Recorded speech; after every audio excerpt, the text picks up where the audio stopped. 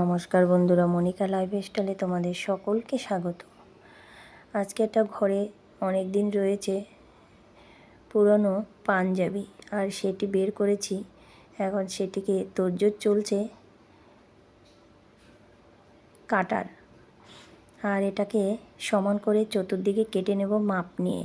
কিসের মাপ? সেটা হলো 5 বালিশের কভার বানাবো। তাই মাপটা তো আমি জানি, তাই সেই মাপ অনুযায়ী আমার বালিশটা কত বড় সেই অনুযায়ী আমি এটার মাপ জেনে আমি ঠিক কেটে নিচ্ছি। চারোদিকটা কেটে নেব, ওদিকে কলারটাকেও শুধু কাটবো। তা কাটার পরে তোমাদেরকে দেখাচ্ছি।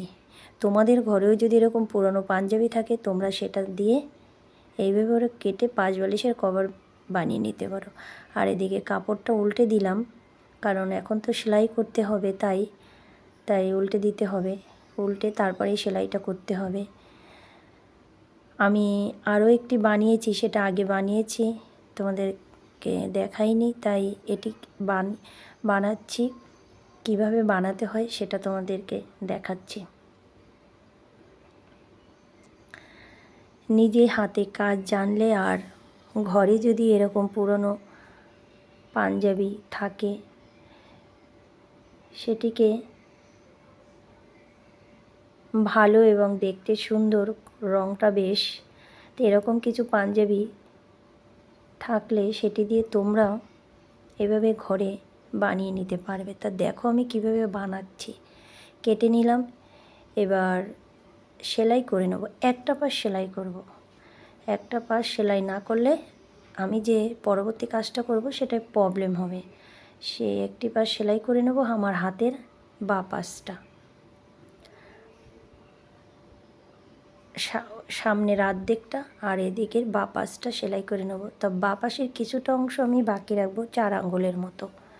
যেখানে কাঁচিটা রয়েছে, কাঁচির গোড়া, ওখান থেকে 4 আঙ্গুল বাকি রেখে আমি সেলাই করে নিয়েছি। এবার যে হাতার কাপড় ছিল, সেই হাতার কাপড়টা আমি কিছুটা কেটে নিয়েছি।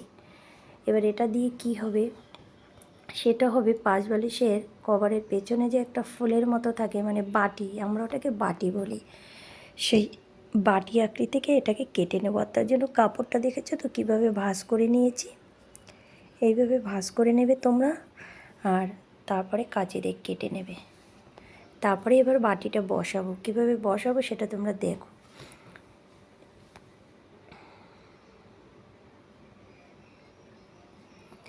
এইভাবে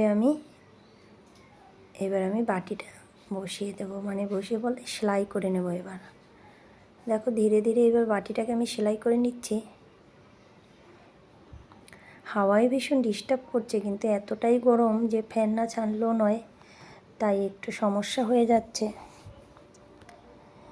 ভাঁজ ভাঁজ করে যেভাবে থাকে বালিশের কভারের পেছনটা, ঠিক সেইভাবে এদের দেখেছো, এইভাবে ভাঁজ ভাঁজ করে পুরোটা সেলাই করে নেব।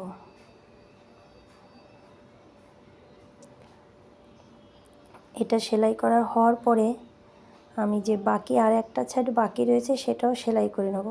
তা পুরোটা সেলাই হয়ে গেলেই তোমাদেরকে আমি আবার দেখিয়ে দেব কীভাবে করেছি আর কেমন হয়েছে দেখতে। তা দেখো এবার সেলাই তোমার পুরোটা হয়ে গেল। এবার এটাকে উল্টে নেব। আমি পুরো সব সাইডটা সেলাই করে নিলাম, আর ওদিকে বাটিটাও বসানো হয়ে গেল। এবার উল্টে নেব। উল্টানোর পরে আমি বালিশটা এর মধ্যে ভরে তোমাদেরকে দেখিয়ে দেব। আমি বেশ কভারটা বড় সড়ো করে বানিয়েছি, ঢিলা ঢালা।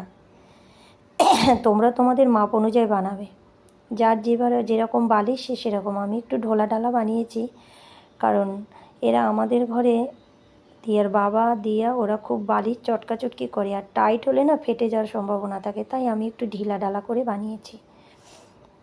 এবার বোতামগুলো দিয়ে দেবো। ওখানে বেশ একটা ডিজাইন হয়ে গেল। বোতামটা দিলে বেশ দেখতে সুন্দর লাগবে, আর একটা নতুন ডিজাইনও হয়ে গেল। এরকম পাঞ্জাবি দিয়ে করলে বেশ একটা নতুন ডিজাইন হয়ে যায় সামনাটা। আমি আরও একটা এভাবে করে বানিয়েছি, আগেই বলেছি তোমাদেরকে, না বোধহয় বলা হয়নি। আমি আর একটা বানিয়েছি, তা সেটা তো আর দেখানো হয়নি, তাই এটিকে তোমাদেরকে করে দেখাচ্ছি কিভাবে কি করলাম। সেটা দেখে নাও সবাই। আর যেটা বানিয়েছি সেটাও তোমাদেরকে দেখাবো আমি। এইবারকে দড়ি ভরিয়ে নেব। কিছুটা কাপড় কেটে নিলাম হাতার থেকে, আর সেটা দিয়ে আমি দড়ি বানাবো। আর দেখো দিয়ে কীভাবে দুষ্টুমি করে যাচ্ছে।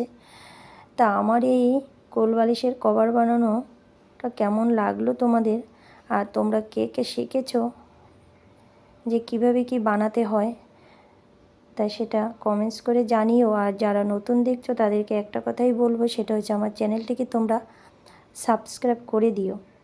আর যারা এতক্ষণ ধৈর্য সহকারে দেখছো তাদেরকে অনেক অনেক ধন্যবাদ।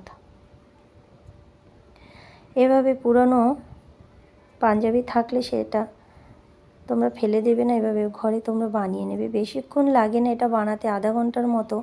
আমি এরকম আরও অনেক কিছু আছে হাতের কাজ, পুরনো জামা কাপড় দিয়ে বা এটা ওটা দিয়ে, সেগুলো আমি যখনই সময় পাবো তোমাদেরকে সেটা দিয়ে করে দেখাবো কি কি করেছি না করেছি।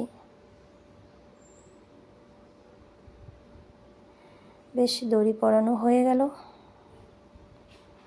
আর যে আগে বললাম যে আর একটা করেছি সেটাও তোমাদেরকে দেখিয়ে দেব। সেটা হলো হলুদ, সেটাও বেশ দেখতে সুন্দর। পাঞ্জাবিটা অনেক দিন হয়ে গেছে ঘরে রয়েছে, পরছে না পাঞ্জাবিগুলো। তখন আমি ভাবলাম ঠিক আছে তাহলে আমি আমার কাজে লাগিয়েই দিই, যখন পরছে না। বেশ কমপ্লিট হয়ে গেল। দেখো কি সুন্দর লাগছে, আর কালারটাও দারুণ।